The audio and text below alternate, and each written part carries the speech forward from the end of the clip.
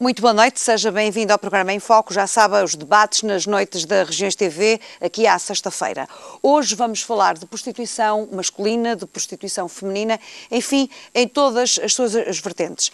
Há umas 4 semanas, quando começámos a preparar este trabalho, um colega meu aqui da equipa dizia-me que tinha a sensação que estava também a fazer uma investigação jornalística, que havia mais prostituição nas ruas do Porto.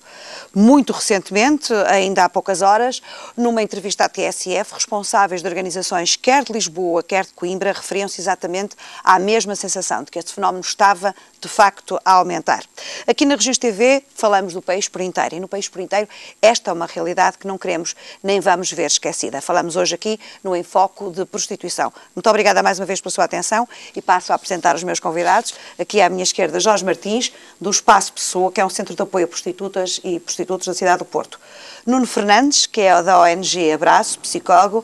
Isabel Lobo, médica de Clínica Geral e quão importante é esta área também no assunto que estamos a tratar. E à minha direita, Sidney Yamaguchi, advogada, outro aspecto fundamental, bem como Tavares Rios, também inspetor da Judiciária, e César Calhano, o jornalista que esteve, da nossa equipa, que esteve também na base de toda esta investigação. E eu vou começar exatamente pelo César. César, como é que nós tivemos aqui a trabalhar nisto? Eu gostava que dissesses aos nossos espectadores como é que nos chegou esta ideia de que, de facto, isto está a aumentar? Isto terá um pouco a ver também com esta situação difícil que o país está a atravessar?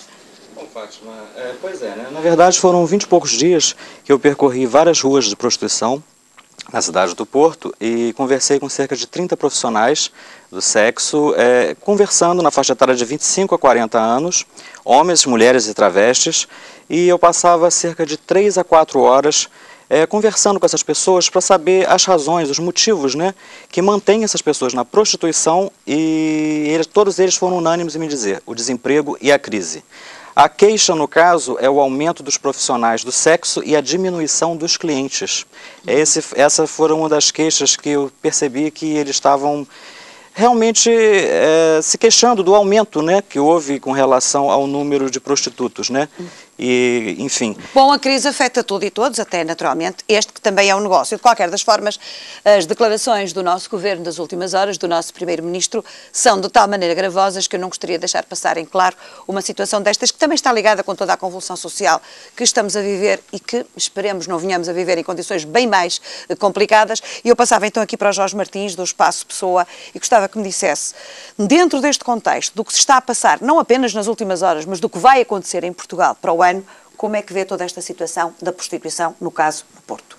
O grande medo das instituições, nomeadamente da APF, que é a Associação para o Planeamento da Família, que tem a cargo o projeto Espaço Pessoa, desde 1997, com uma comunidade de inserção, onde recebe 300 pessoas por ano, com visitas que rondam aos 5.000, com equipas diretas de intervenção de trabalho direto em contacto de rua. O grande medo é que os apoios para projetos, para instituições, para organizações não governamentais, com um trabalho importantíssimo nesta área, no sentido do cuidar, do ajudar, do apoiar, do suportar, do permitir alternativas, desapareçam. E com elas se fiquem esboroadas também a hipótese destas pessoas terem visibilidade, de terem voz, de sobreviver. É uma questão importante, aquela de... Não posso dizer que haja uma relação direta, mas se tivermos em conta que de muitos países onde há crises nos chegam pessoas para se prostituírem cá. Não só para se prostituírem, mas à procura de um sítio onde possam trabalhar, não havendo onde trabalhar, acabam na prostituição, percebendo e fazendo esta ligação entre os outros países, a Nigéria, a África subsaariana, algumas zonas do Brasil, algumas zonas da Roménia, se vêm cá parar, se esta rede social se desaparecer, há algo que vale a pena pensar. É preocupante, é preocupante. Que até depois porque estas instituições não são de forma nenhuma algo, enfim, de se deixar passar ou de deixar ficar, porque depois isto quebra também todo o apoio, doutora Isabel Lobo, isto quebra também todo o apoio a uma população que, em termos, por exemplo, de saúde, e ponho-lhe esta questão muito concretamente, é muito carenciada, na maior parte dos casos. Exatamente, muito carenciada, e que me preocupa muito porque todo o apoio dos centros de saúde, a diminuição deste apoio, vai fazer com que essas pessoas fiquem muito desprotegidas.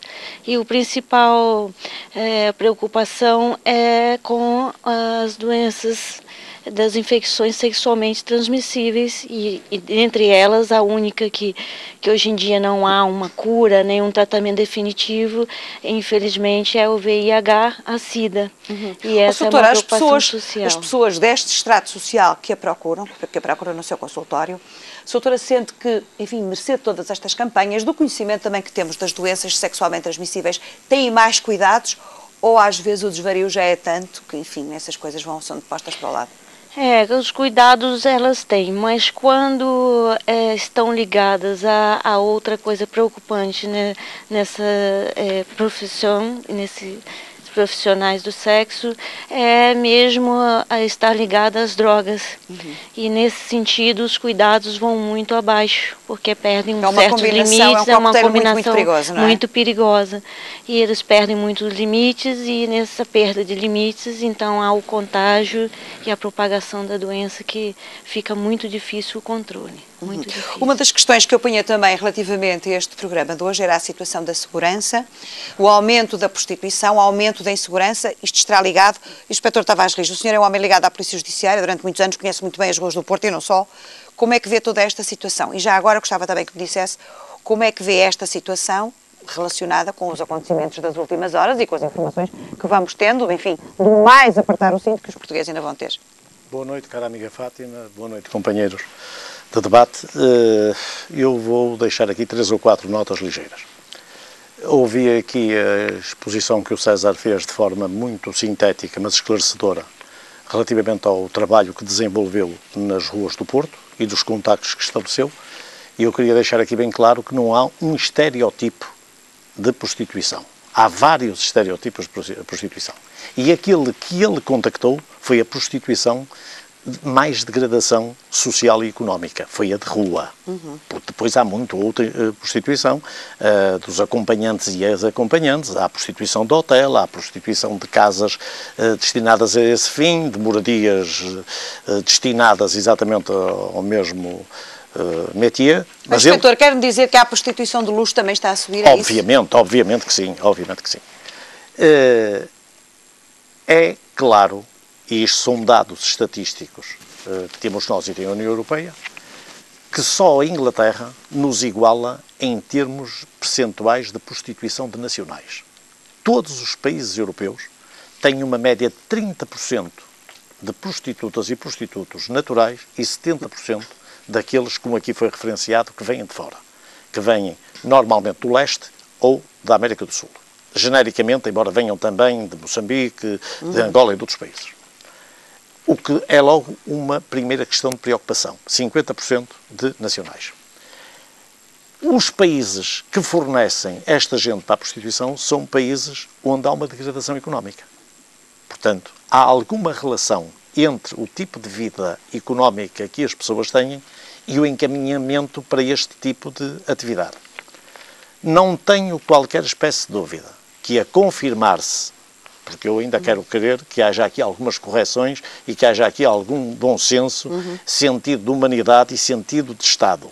A confirmar-se aquilo que ontem a todos nos surpreendeu, a todos direi, talvez a 95%, porque há 5% que devem estar agradados com isto, eu antevejo que a pequena criminalidade urbana vai disparar exponencialmente, não os bandidos, a pequena criminalidade urbana, e não sendo classificado no Código Penal Português como crime, a prostituição também vai disparar. Porquê? Porque entra-se no estado de necessidade. E aqui vamos entrar no desenrasca. E este desenrasca, quando nos toca diretamente, e quando toca a matar a fome aos nossos filhos, e quando toca a socorrermos os nossos familiares mais diretos, quase vale tudo, sem a noção daquilo que se faz. E posso dizer, a terminar, que muitas das mulheres que andam na rua, destas mulheres que andam na rua, tiveram um facto na sua vida que as levou, as encaminhou para isto. Contrariamente às profissionais de luxo, que essas vão por outras opções ou amando de alguém. e por agora. Eu passava aqui então para o Dr. Nuno Fernandes, que é da Abraço, um homem que é psicólogo ligado também a estas questões todas. Isto que o Inspetor Tavares Rijo refere aqui, as razões, as causas. Vamos começar então a pegar um pouco na situação mais em profundidade. As grandes causas que levam a este tipo de coisas. Não sei se atende pessoas com este tipo de profissão. O que é que elas lhe dizem? Porquê é que vão para lá? Há quem queira ir para uma coisa destas. Há um homem ou uma mulher que queira ser prostituto mesmo. Pergunto-lhe. Na gênese da situação em si, e a nossa população no Abraço, sendo uma ONG e estando ao serviço do trabalho público e de qualquer um que necessite dos nossos serviços, são vários a razão, digamos, a situação. E se calhar a situação económica é aquela que mais salta à vista, a necessidade, sim. Sendo ela ou por mais questão monetária, a pessoa não tem qualquer tipo de rendimentos e então se calhar a prostituição será uma fonte, se calhar fácil, ou se calhar ou não fácil, depende muito dos casos. Quando ouço falar em profissão fácil, pergunto-me sempre como é que uma coisa destas pode ser fácil. Peço desculpa quais o testemunho pessoal. Como é que é possível alguém perceber que uma coisa destas seja fácil? Já agora deixem-me dar testemunho disso. Aqui há uns anos, em Amsterdão, eu perguntava a uma responsável de um sindicato desta área como é que tinha sido as primeiras vezes em que ela se tinha prostituído. E ela virou-se para mim e disse-me assim: é fácil ir ao dentista a primeira vez? Veja lá se é fácil. E perguntou-me outras coisas, obviamente não vou aqui reproduzir. É de facto uma situação muito complicada e este começo deve ser muito, muito difícil, não é? Claro que sim. E até, mas muito destrutivo. Parece, completamente. E até é bastante desestruturado. Mas temos que ver que lidamos com o nosso corpo, não é? E a partir do nosso corpo é o nosso tempo. A pessoa que se calhar recorre à prostituição, uma coisa que domina se calhar é o corpo. E não tendo outro tipo de rendimento, outro tipo de ferramenta que possa utilizar, o corpo, que é aquilo que é dela e que é aquilo sobre o qual ela tem completa imperialidade, será o que ela vai utilizar. E muitas vezes é isso que acontece. A pessoa que chega a nós, a nossa população é muito heterogénea, como eu disse, mas se calhar o utente que chega a nós e que pratica a prostituição será mesmo isso. O corpo, como sendo a única coisa que domina e com a qual é a ferramenta que tem ao dispor, de manhã à noite. Quando tudo falha ou não é quando tudo falha? Eu pergunto-lhe isto porque também muitas vezes se refere isto, é que as pessoas provavelmente, aí não digo que a vida seja fácil, acho que só por estupidez é que se pensa uma coisa destas, mas pelo menos o dinheiro é mais rápido. Enquanto que num trabalho, enquanto que uma mulher que vai fazer uma limpeza há dias, por exemplo, a uma casa, demora mais uns quantos tempos para conseguir arranjar, por exemplo, 100 euros, não é? Enquanto que aí a situação é também diferenciada. Claro que sim. Portanto, também não há só desculpas, convenhamos, não é? Claro, com certeza que sim, mas no entanto, e se calhar tínhamos que ir mais atrás, não é? Se calhar verificar o percurso da pessoa e se calhar quando analisamos o percurso da pessoa e há uma caracterização da pessoa até a idade em que começa a prostituir-se, se calhar toda uma estruturação familiar, toda uma panóplia do ambiente onde se insere, o uso do corpo ou recorrer a essa sua ferramenta, o corpo, e a prática dele e a tirar trabalho daí, será a única solução e se calhar a mais viável. Não tendo, se calhar, uma noção de que, se calhar, há outras perspectivas e que poderia recorrer a elas. Nuno Fernandes, portanto, na sua opinião, há uma grande faixa que provém de meios, estruturas, famílias desenraizadas, destruturadas, não é? Sim. Destruturadas. Essa é uma das causas principais. E quando as pessoas optam por este tipo de situação? Porque há opções neste sentido. Eu gostava que me dissesse e que me desse o seu testemunho disso. Se calhar aí passamos para outro tipo de prostituição, como há bocado éramos referido, não era? E se calhar a prostituição do dinheiro fácil e grande quantidade de dinheiro, não é? Que nos permite, se calhar, obter certo tipo de luxos, devido à quantia que se usufrui, com o passar do tempo e com o hábito, se calhar aqui insere-se a prostituição de luxo, não é? E aí estamos a falar de um outro estrato social e de um outro tipo de pessoas. Estudantes universitários, vamos pôr os nomes às coisas. Eu disse hoje neste programa que definitivamente não iria pôr paninhos quentes, como se costuma dizer.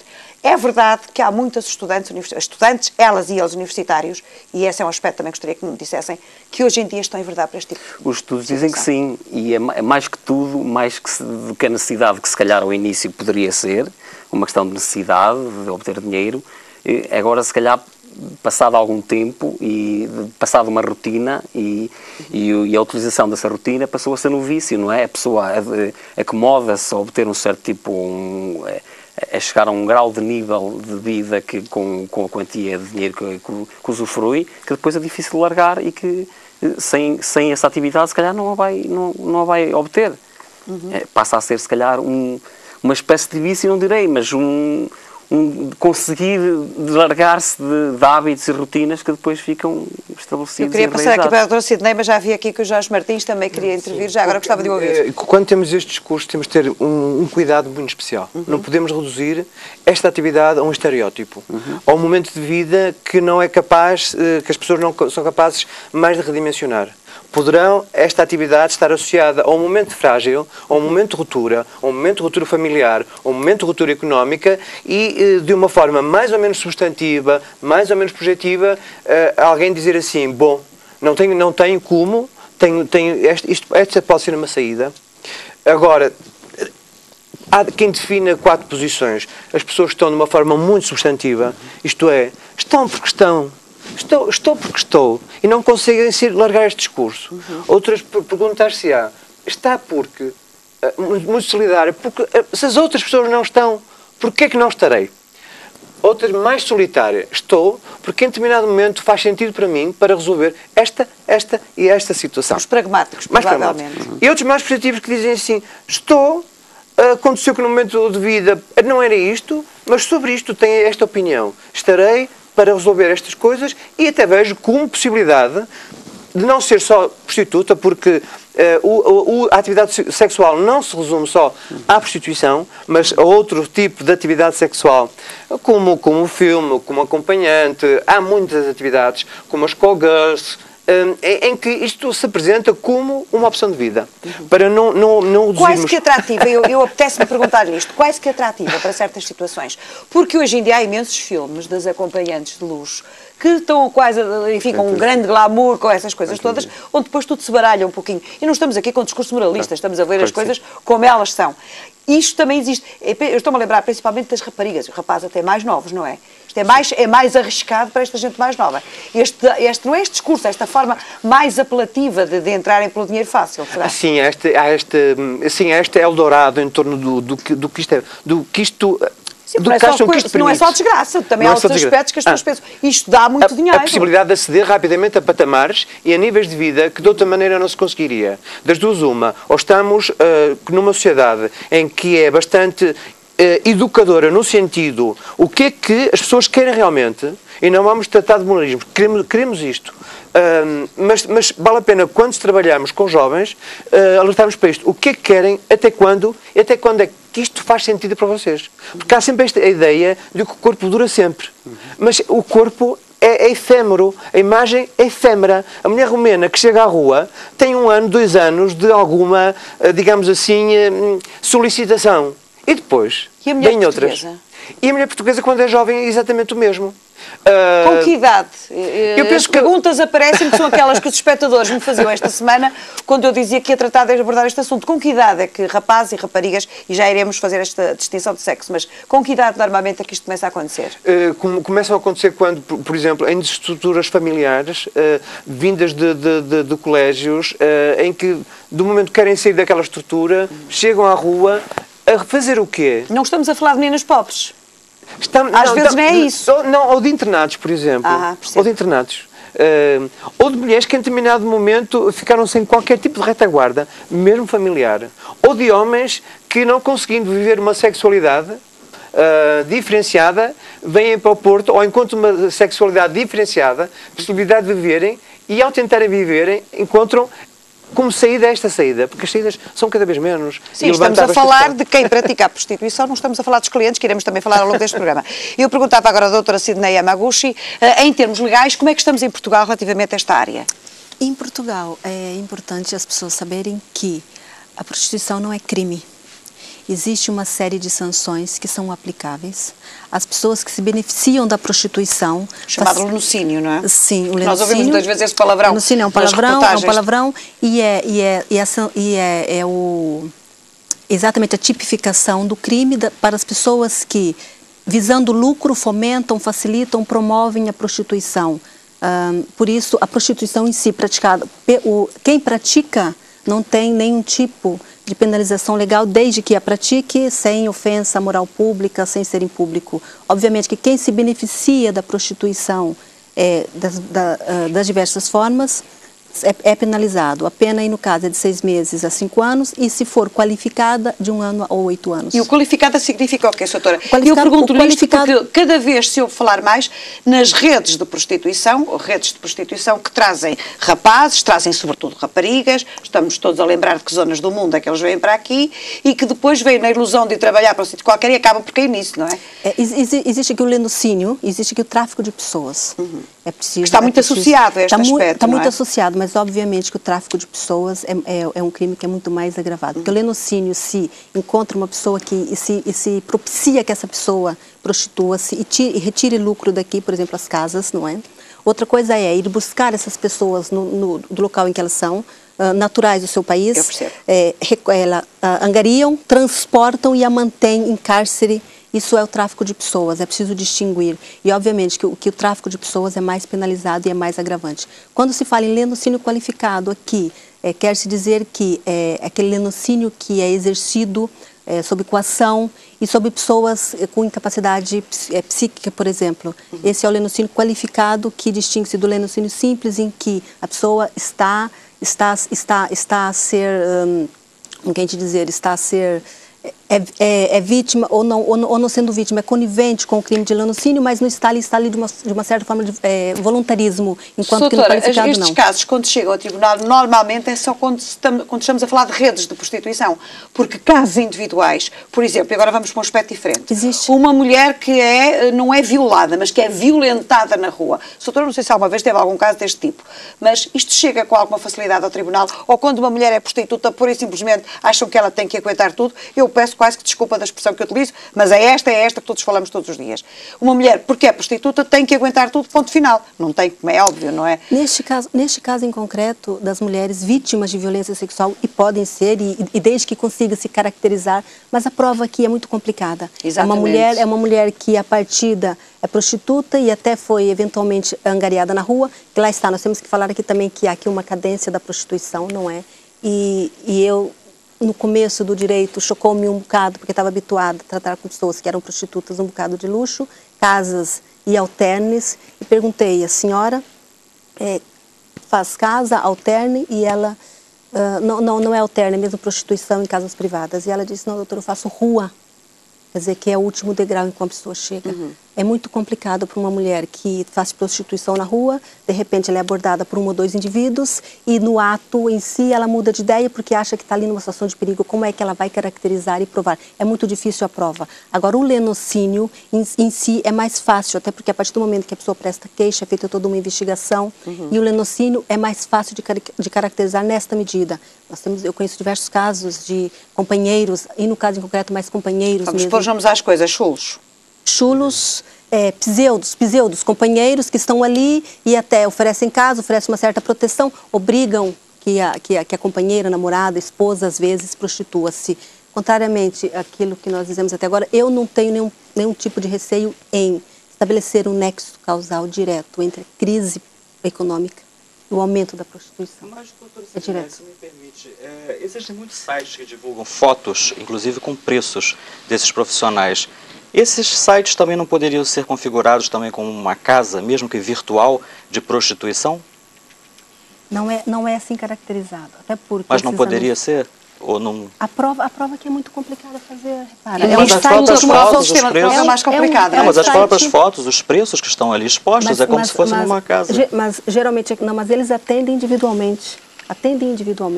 Há um site em que as pessoas oferecem os seus serviços, não é? A pessoa paga para ali estar naquele site, mas só que o cliente, ao contactar, a pessoa vai atender em apartamentos privados, em casas privadas, vai às vezes à casa do cliente. Estamos a falar quando falamos em lenocínio, em casas organizadas, estamos a falar diferentemente. É uma casa em que as mulheres lá estão e os clientes vão e utilizam aquele espaço fornecido pelos chulos ou pela rede, para que as pessoas utilizem e obviamente, cobram aqui, às vezes cobram 50%. Sim, mas não seria uma forma também, eu volto, desculpa, eu estou entendendo o que a senhora está dizendo, mas não seria uma forma também dessas pessoas ganharem dinheiro em cima desses profissionais? Porque alguém gerencia esse site.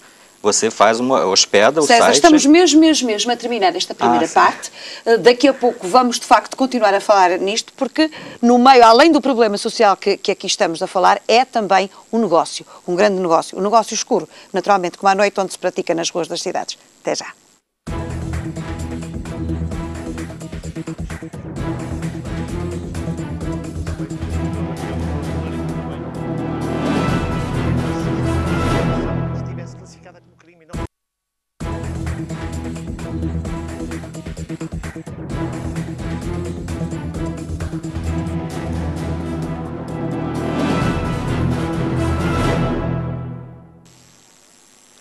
Seja bem-vindo ao Em Foco, aqui na Regiões TV, nas noites de sexta-feira. Hoje estamos a falar de um tema quente na sociedade portuguesa, de um tema às vezes complicado, que é a prostituição. De qualquer das formas, um tema que não podemos ignorar, até porque há cada vez mais gente nas ruas com este tipo de situações. No final da primeira parte, estava aqui a doutora Sidney Yamaguchi a referir alguns aspectos legais, mas eu gostava que conhecesse muito concretamente. Por exemplo, as casas de alterno, isto é legal? Não é legal? Em que condições é que eles podem trabalhar? Como é que as pessoas que lá estão a trabalhar e se é que têm ou não alguma salvaguarda? As casas de alternos... Não estou a falar de casas de prostituição, estou a falar de casas de alterno. Casas de alternos são legais por quê? Porque não envolve atos de prostituição. As pessoas que lá estão não praticam a prostituição não de uma forma manifesta. Claro que é uma forma de ali angariarem clientes. Mas é preciso distinguir. Existem casas de prostituição com quartos, essas são ilegais, na medida em que pratica-se a prostituição e se retira benefício dela. As casas de alterno não. A casa de alterno são os quartos. Não se tira benefício, hoje não há porcentagens. Se retira benefício, os quartos, as casas de alternos propriamente não, porque as pessoas estão ali, fazem companhia, ouvem. Bebem champanhe, que às vezes ouvi dizer que é assim uma coisa, a 180 euros, a 200, 400, a vários preços, não é? E as meninas estão ali, fazem companhia. Claro que ali é uma forma, é um ambiente de se angariar a clientela. É óbvio que saindo dali há um controle mínimo, quem é que vai com quem, e retira-se esse benefício indireto, mas não dentro do estabelecimento, mas dentro do estabelecimento não se praticando a prostituição, não é caracterizado aqui como lenocínio. Por isso as casas de não hotéis... é esse tipo de situação. Pergunta quais ingênuos. Esta gente paga impostos, doutora? Esta gente dos comerciantes, clubes de alterno e assim. Pagam. Porque do resto eu quero perguntar, porque, por exemplo, e refiro outra vez o caso da Holanda, na Holanda eles têm uma situação legalizada, coisa que não tem aqui, não é? Essa é uma outra discussão muito válida. O dono do estabelecimento tem que pagar impostos, como todo comerciante, está sujeito. Agora, relativamente a quem pratica o acompanhamento e a prostituição, em Portugal não existe uma obrigação legal. A discussão é uma discussão que, infelizmente, tem sido esquecida, mas é uma discussão muito válida se é legalizar ou não legalizar a prática da prostituição. Uma discussão, alguns países já adotaram, tem a prostituição como uma profissão, não direi uma profissão qualquer, mas tem como profissão que a pessoa é sujeita a obrigações fiscais. A pessoa tem direitos, nomeadamente direito em termos de planos de saúde, tem direito em termos de benefícios sociais, podem fazer contribuições, porque a prostituição, como aqui já foi referido, o instrumento é o corpo, e o corpo degrada-se, deteriora-se de uma forma muito rápida, mais rápida do que o habitual seria, porque está quase sempre relacionado com drogas e com bebidas. Uma rapariga jovem que faça alterne 4 ou 5 noites por semana, ela, ao fim de 3 ou 4 anos, ela não aguenta. Ela fisicamente está muito degradada, muito deteriorada. Doutora, está a falar um aspecto que me parece também era importância. Eu gostava de passar para a doutora Isabel Lobo. Em termos de degradação física, quais são as consequências imediatas? Porque vemos às vezes, basta andar nas ruas do Porto ou de Lisboa, raparigas, rapazes, muito novinhos. Isto que a doutora está a referir é de uma total importância, ou seja, isto também dura muito pouco. É uma profissão, enfim, chame-se o que lhe chamar, mas é uma forma de estar que dura muito, pode durar pouco tempo, porque as pessoas necessariamente quase sempre adoecem, não é? Ou envelhecem muito depressa, não? Exatamente, elas perdem noites. Há noites quando a pessoa tem uma vida regular e ela tem um sono, ela é produzida uma certa hormona. Sim, não é só perder as noites, enfim, não é? Perder as noites, ela envolve-se o desgaste físico, o desgaste psíquico também, que é muito importante. E também ela se envolve muito em bebidas, com álcool, e uma fatia muito grande, chegando a praticamente 50%, vai se envolver com drogas, ou mais, né? E isso tudo, então, leva um desgaste muito grande do físico e do psíquico. Doutora, uma rapariga, um rapaz ou uma rapariga que comecem nesta atividade, eu não sei se vou dizer um grande disparate, mas tipo 15, 16 anos, normalmente, até quando, eu não sei, nem sequer sei se posso pôr as coisas nestes termos, mas até quando é que está ativa para conseguir minimamente responder a uma situação destas? Está ativo mais ou menos até mais ou menos os 28, 30, ele ainda consegue ir até essa idade. Mas depois disso está muito desgastado, muito cansado. Isso se conseguir chegar a essa idade sem pegar uma doença sexualmente transmissível, ou se sobreviver às drogas, ou às doenças hepáticas e outras mais. Né? É um risco permanente. É um risco permanente. Eu gostava que a doutora me falasse de uma outra vertente deste programa, que aliás era a parte até de onde tínhamos começado a pensar, eu e o César, a tratarmos este assunto para este enfoque. A prostituição masculina. Há também, hoje em dia, essa é uma vertente também muito, muito significativa, não é? Sim, passou a ser uma vertente significativa. Antes não era dada muita importância, mas passou a ser uma vertente significativa. Há uma parcela já bastante grande nesse sentido, sendo que das mulheres ainda é maior. Mas dos homens é bastante significativo, os acompanhantes, e principalmente aqueles que são para manter o uso e pagar os estupefacientes, as drogas. Essa ainda estamos a falar bastante. de prostituição de rua, não estamos a falar estamos a falar de prostituição de luxo, porque também há muitos homens, rapazes em prostituição de luxo, é isso também? Há as duas vertentes. E o que me chamou muita atenção quando eu comecei a conversar com esses profissionais do sexo, foi a questão do não uso do preservativo no sexo oral. Muitos clientes, inclusive por depoimento deles, disseram que eles estão dispostos a pagar mais dinheiro desde que não seja usado os preservativos no sexo oral. Não é indispensável o uso do sexo oral no sexo do preservativo? No uso Nesse tipo de atividade seria indispensável sob todas as hipóteses, sob qualquer tipo de sexo praticado, o uso do preservativo. Mas existe essa vertente em que eles mesmos declaram e que, pagando mais, estão a se arriscando. É um perfil até psíquico mesmo deles. Doutora, mas há muita gente que paga mais, e agora estamos a passar para o outro lado, que é para o lado dos clientes, não menos importante, também até em termos de questão de saúde pública, há muitos clientes, eu não sei se clientes homens e também mulheres, já agora, depois também gostava que vocês me dissessem isso, que preferem não usar preservativo mesmo pagando mais, mesmo descartando a hipótese de numa só noite poderem ficar com o SIDA. Sim, e muitos que não acreditam que o preservativo protege de alguma coisa, são próprios relatos de pacientes. Mas não acreditam mesmo ou não acreditam mesmo e não querem que use, é uma discussão constante. É uma discussão constante. Muitos não acreditam, não querem, não usam, e é uma parcela muito grande, muito grande.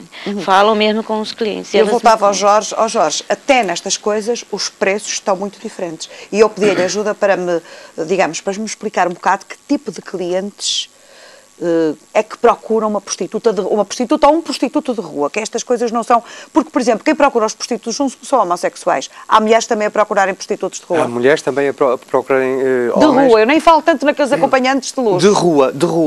De rua, isso acontece, mas maioritariamente são os jovens em lugares de muito movimento, estações, nas ruas como mais centrais do Porto. Eu não queria estar a dizer os nomes das ruas, mas em zonas muito centrais onde há muita gente, onde eles podem passar dissimulados, onde se vão cruzando. É um olhar, a permanência, e tem sexo ocasional, e a maior parte destes jovens que estão nestes sítios, o enfoque é o consumo de drogas. O problema central é o consumo problemático de drogas. Está muitíssimo ligado com tudo isso. Que para resolverem esta questão recorrem à prostituição. Outra é esta questão daquelas pessoas cujo problema central é a prostituição e que colateralmente tem como efeito o recurso ou o consumo de drogas. Percebo. Outra coisa que eu gostava de sublinhar era, se calhar estamos a falar na prostituição de luxo, na prostituição das pessoas autodeterminadas, e eu ia tratar das outras com menos possibilidade de organização, porque os outros não se apresentam como problema. Para umas, isto é problema. Para as outras, não é uma situação de problema. Não raras vezes são pessoas bem informadas, são pessoas que tiveram uma boa educação, sabem, têm algum poder sobre o próprio cliente. O cliente é o cidadão comum de todas as famílias. Também achamos que a mulher é sempre que está na rua ou que se prostitui, é uma mulher diferenciada. é sempre uma pessoa mais ou menos próxima, que conhecemos mais ou menos. No nosso bairro, na nossa rua, sabemos que aquela pessoa poderá estar numa situação menos, digamos assim, regular. Portanto, os clientes e as mulheres e os homens são pessoas mais ou menos que nos são familiares. São aqueles carros que nós vimos parar, por exemplo, ao pé de Lessa, ou em Coimbra, na Baixa de Coimbra, ou em Lisboa, perto de Monsanto, estou-me a lembrar, enfim, são aqueles sítios mais paradigmáticos, em que passam todos os carros mais normais, desde os mais baixinhos aos da altíssima cilindrada. Gonçalo Cristóvão, Santa Catarina, Camões, Rua Ferreira Cardoso, atrás de Bonfim, Santos Pousada, Marquês. Fizemos este percurso e quando conversamos, vamos para a rua conversar com estas mulheres e dizer quais são os serviços disponíveis e dar kits de lubrificantes e preservativos e fazer sensibilização para as questões das DSTs, mas também para as respostas que poderão encontrar, para as análises que deverão fazer, para os testes que deverão continuamente fazer. Jorge Martins está a falar de coisas tão importantes, mas as pessoas, de facto, que estão na rua, que praticam sexo, portanto, prostitutos, prostitutas, têm acesso a este tipo de coisas? Vão tendo, há alguns projetos que vão estando na rua e penso que as pessoas de rua terão, se calhar, mais acesso a esta informação. Porque a maior parte dos projetos que funcionam são projetos que estão na rua, são equipes de rua. O meu medo é dessas equipes, estes projetos poderem desaparecer. E com eles desaparecer alguma informação. Quem está em apartamentos, a informação que lhe chega é de alguns projetos que trabalham a prostituição de interior, como o MAP 10, com o Porto G, que trabalha a prostituição do interior. A prostituição de rua é algo que é muito mais tocada. A prostituição do bar, muito menos. Escapa-nos quase a todos nós. Quem são estas pessoas? De onde? Como? Quando? As que estão na rua não. Há pessoas com percursos muito engraçados, deixe-me dizer isto, que é as pessoas que saem de manhã... Deixe-me só perguntar isto, até em termos de preços, até nisto também há alterações. É diferenciado. E preços e idades. Sim. Explique-me uma coisa, qual era a média, digamos, de idades há uns 10 anos atrás? Há estudos nesse sentido, mas eu gostava que explicasse aos nossos espectadores. Há 10 anos atrás, uma rapariga, um rapaz, menos, mas pronto, quando se começava a prostituir, que idade tinham? Quanto é que levavam? Hoje, que idade têm? Quanto é que levam? Eu podia lhe dizer qualquer coisa com números assim do número género. Geral, só. 10% dos 320 pessoas, 22 pessoas, não é contactos, são pessoas diferentes. Contactamos na rua, são homens. 10% são homens. Destes 300 e tal, 30 e tal. Porque os homens não se identificam. Porquê? Sob o estigma de dois estigmas. A sombra do trabalhador sexual, do que se prostitui, do que ganha dinheiro, e a sombra da orientação sexual. Portanto, protegem-se muito. 10% são conhecidos. Depois o resto são mulheres. Relativamente às mulheres, a idades, de antes estávamos umas mulheres, a faixa etária situava-se maior entre os 36 e os 45 anos. Representavam 40% das mulheres que se prostituíam. Portuguesas. De há 10 anos para cá mudou. Agora, de há 10 anos para cá mudou. 50% são estrangeiras. 50% são estrangeiras. A faixa etária tendencialmente baixa, há muita oferta e, portanto, há esta idade que vai baixando das mulheres. Portanto, os 26, 35 anos e os abaixo de 25 anos começam a aparecer na rua. Na rua. Com jovens que se aproximam muito da idade limite dos 18 anos. Dos 18 anos. E este é o grande, a idade limite, ou seja, vamos pôr também aqui parâmetros muito claros. A idade limite para um rapaz e uma rapariga se prostituir na rua é 18 anos. Portanto, não pode ter menos que isso. Eu penso oficialmente. Porque andam aí muitos muito mais novos, menor, não é? Como vocês eu sabem. Muitos, muito mais novos. Deixe-me passar então agora aqui para o Inspetor Tavares Reis. Quem incorre em crime é quem os utiliza. Claro, não é o prostituto, desde que tem idade inferior a 18 anos, quem incorre em crime. Eu queria apenas dar aqui 3 ou 4 notas, porque a função de um órgão de comunicação social é informar as pessoas e falar a verdade, como aqui se tem falado, e de gente que tem larga experiência e vivências reais e escapa um bocado àquilo a que estamos habituados das estatísticas e dos estudos de gabinete. Eu desenvolvi na minha atividade, foi aqui dito, sou inspetor da Polícia Judiciária, desempenhei várias funções e costumo dizer que estive sempre em contacto, desde 74, quando lá entrei, com aquilo que é sujo, com aquilo que mexe. Assalto à mão armada, roubo, homicídios, com o que havia de pior. Nunca estive no crime de colarinho branco. perdi uns milhares de noites. Uns milhares de noites. Conheço a noite do Porto como pouca gente. E isto permite-me constatar alguns factos que se calhar escapam à maioria das pessoas, mas seguramente aqueles que conhecem melhor o meio vão concordar comigo. A prostituta de rua muitas vezes inicia-se nessa prática de rua já numa idade avançada por situações de abandono, de exigência, de perda de emprego ou de perda de marido ou circunstâncias várias.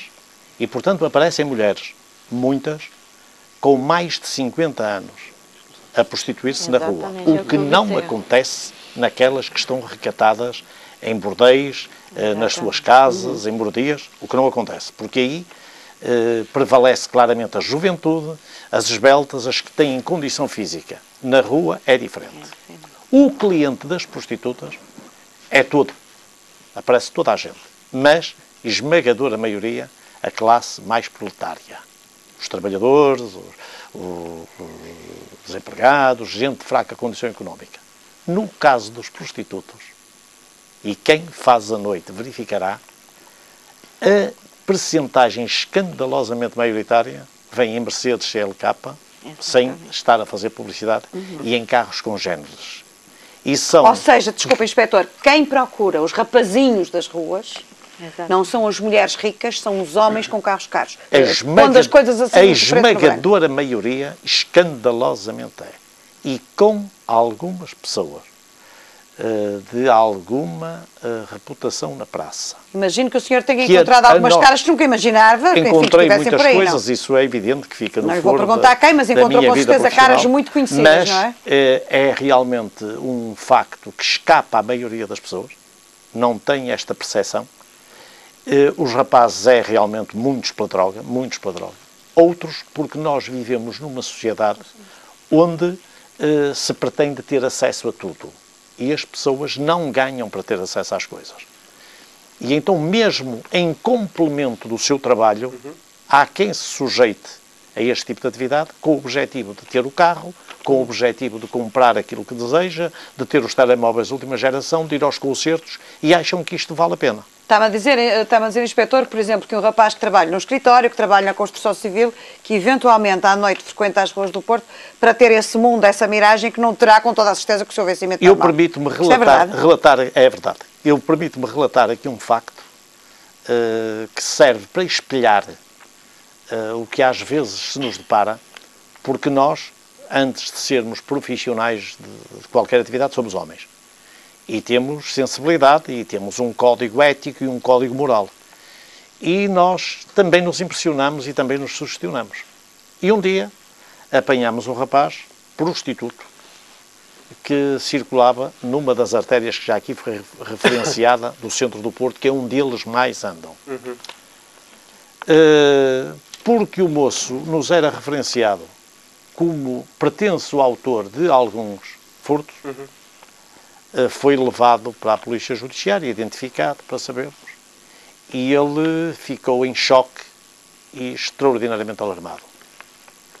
Porque era filho de uma pessoa com condição de vida extremamente estável da periferia do Porto, porque era um desportista, praticava desporto já com algum nível, e porque ia casar passados 15 dias. E como é que esse rapaz estava numa situação dessas? Porquê? Conseguiu perceber? Porque se vinha prostituir ao Porto, porque tinha meia dúzia de clientes que lhe pagavam principescamente, e a ele lhe agradava, era aquilo que se chama os duplos, e a ele se calhar lhe agradava, e conseguia, sem estar na dependência dos dinheiros do pai, que era extremamente exigente naquilo que dava, ter acesso a um conjunto de coisas que de outra forma não tinha. Portanto, há quadros destes. Há quadros. Mas não é representativo. Não. Estou a dizer o que também aparece no meio disto. O que aparece. Percebo que haja. Nuno Fernandes, eu gostava que me dissesse, neste caso, estamos a abordar aqui uma área, já agora nesta segunda parte do Enfoque, estamos a abordar uma área mais específica, que é mais a área da prostituição masculina. Eu insisto, como é o perfil do homem e também da mulher que procuram prostituto de rua? Eu não estou a falar apenas da classe social, mas porquê? Porquê? num tempo em que hoje em dia, quase que a pergunta se podia fazer também no outro sentido, mas num tempo em que as relações sexuais são tão, enfim, quase tão banalizadas, como é que ainda se vai tentar buscar um prostituto à rua para isto? E ainda bem que toca nesse aspecto, porque aqui eu gostava de introduzir um novo conceito que se calhar não está assim tão desenvolvido com isso, que serão os homens que dormem ou têm sexo com homens. O contacto ou a experiência que nós temos será por aí.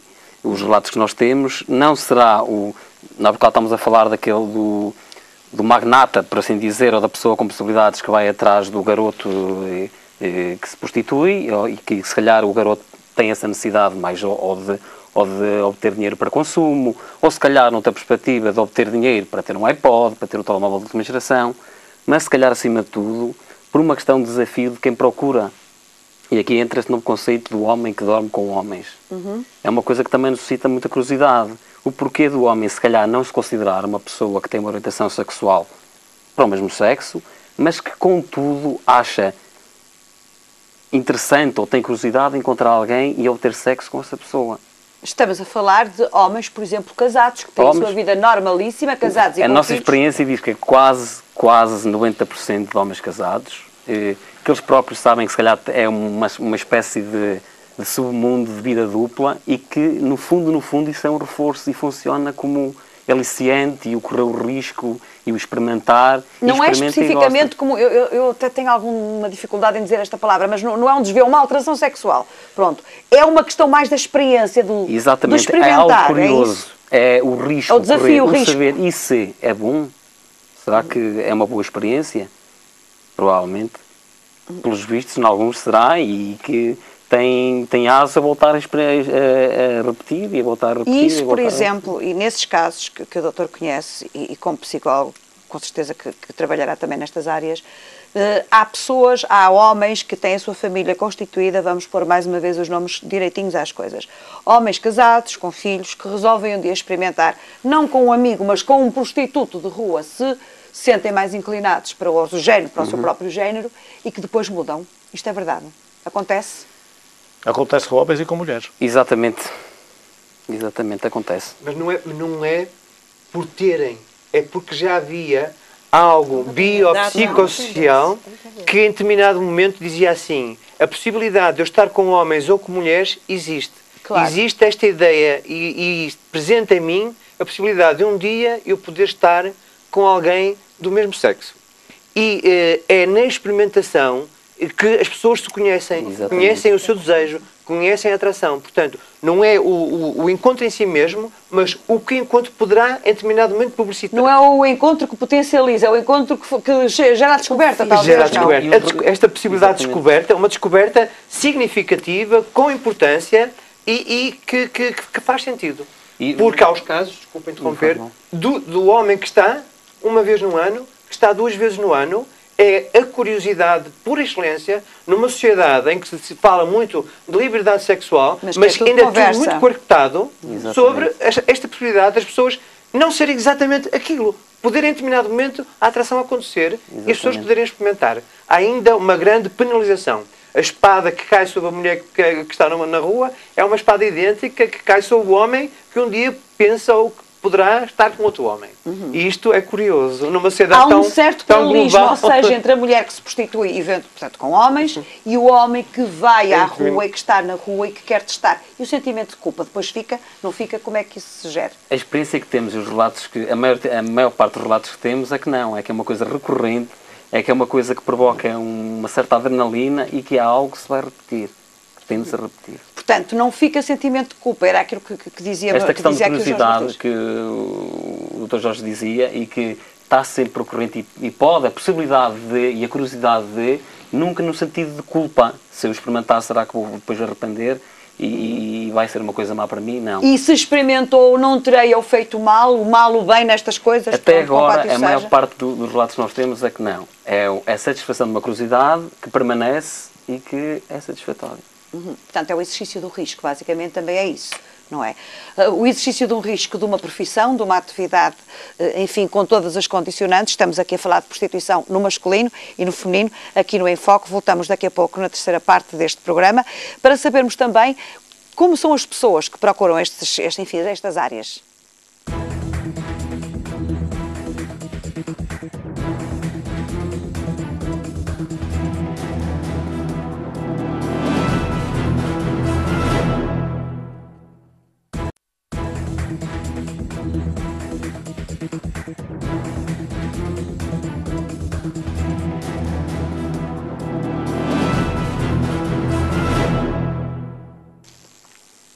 Espectadores da Regiões TV, este é o programa Em Foco que ocupa as suas noites de sexta-feira com o debate dos temas que marcam a atualidade. Hoje estamos a falar aqui da prostituição nas ruas das grandes cidades e neste pequeno intervalo, dois dos meus convidados referiram-me este número.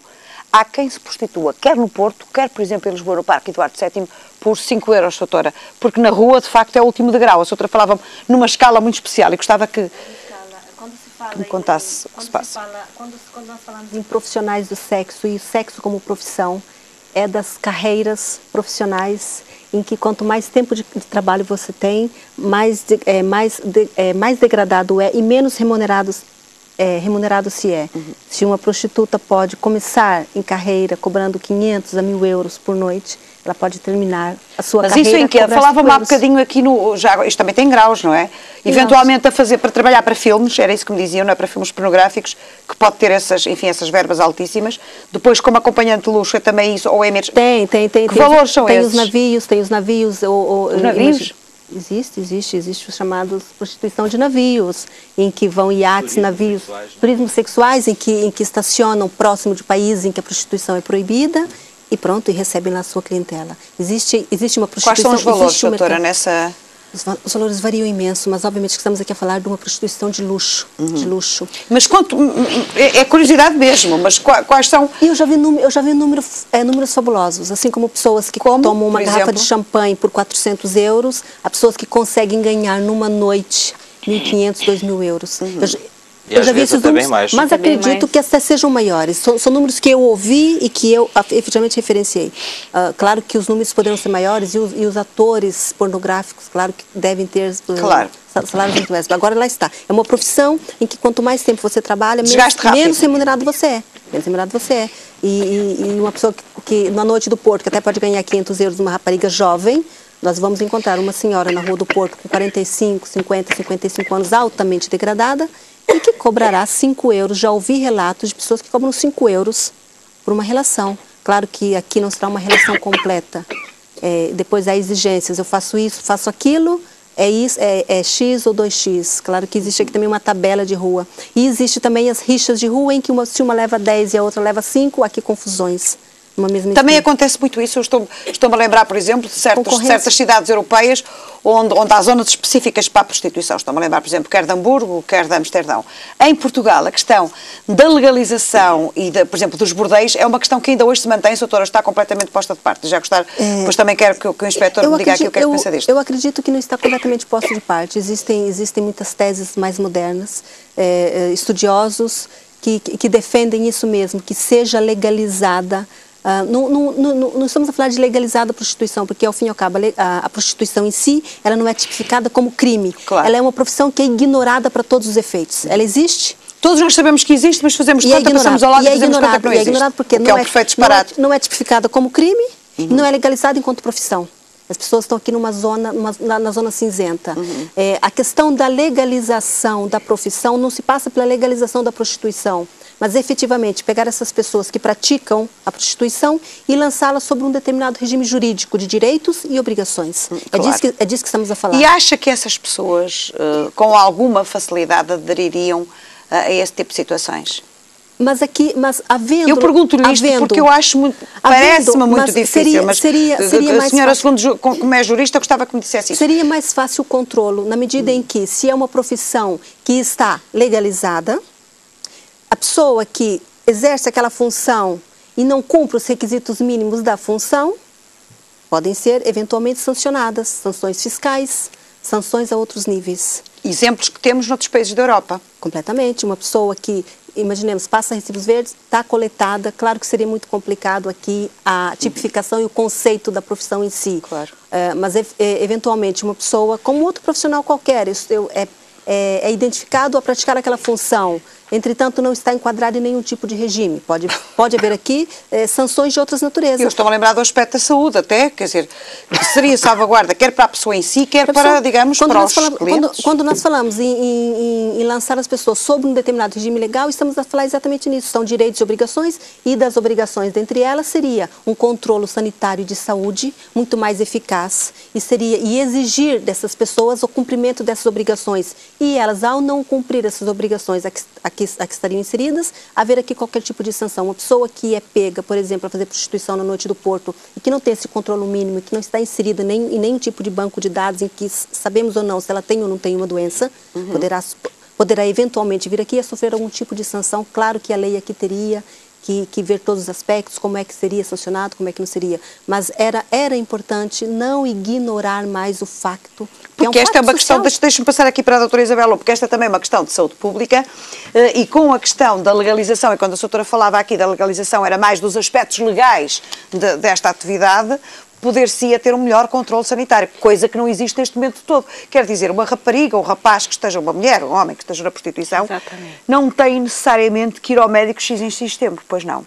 Não, ele vai porque ele deseja, porque ele quer. É só porque é voluntário, portanto, ou que ele não é uma está coisa... com algum sintoma. O grande golpe da prostituição no final do século XX foi mesmo o VIH, porque mata não só o prostituto, a prostituta, como o cliente, claro, e outras pessoas mais. E é uma doença... Cliente, a mulher do cliente, exatamente, o amante da mulher do cliente, estas coisas às vezes exatamente, em cadeia. Eu estou a dizer mentiras? E é uma doença que não está em cura, porque até então todas as outras doenças consideradas sexualmente transmissíveis, elas com o advento dos antibióticos e das condições de higiene, saneamento que durante o século XX foram melhorando no mundo, estavam muito bem controladas. Então foi um golpe muito grande, porque afastou uma grande parte da clientela nesse sentido. Já houve, segundo o que eu estive lendo, vários partidos políticos já fizeram no parlamento aqui em Portugal, na Assembleia, a defesa da legalização. Da legalização, nomeadamente das casas de prostituição, que era uma coisa que eu gostava que me dissesse. Achava isso razoável ou acha uma completa estupidez? Eu acho razoável na questão da saúde, porque haveria uma vigilância sanitária em cima disso, uma obrigação de fazer os exames, e alguma coisa nesse sentido acredito que seria, por uma parte, nesse sentido seria benéfico. Inspetor Tavares Rios, o senhor que é um homem que conhece também a noite do Porto, enfim, também a noite das grandes cidades, o que é que acha desta hipótese? Era uma questão que eu gostava de vos colocar a todos, a questão da legalização, por exemplo, das casas de prostituição.